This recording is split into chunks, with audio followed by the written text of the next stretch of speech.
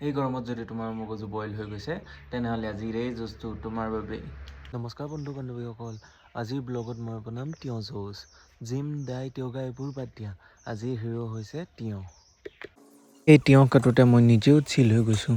তিয়ঁহ মানে শান্তিৰ ভেজিটেবল।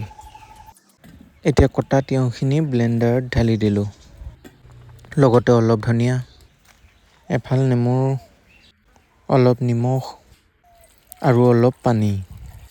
কভাৰ বন্ধ কৰক, নহ'লে কিটচেনত জুচ ৰেইন হ'ব।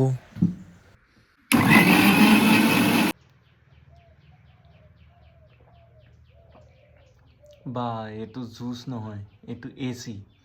একদম ফ্ৰেছ, একদম কুল। এই জুচ খালে গৰম কমে, ফ্ৰেছ হয় আৰু বডি হাইড্ৰেটেড হৈ থাকে। ভিডিঅ'টো চাই ভাল লাগিলে লাইক কৰক, কমেণ্ট কৰক তিয়ঁহ কাৰ কাৰ প্ৰিয়। সদায় মোক দেখি থাকিবলৈ চেনেলটো ছাবস্ক্ৰাইব কৰিব নাপাহৰিব। আজিলৈ ইমানেই, বাই।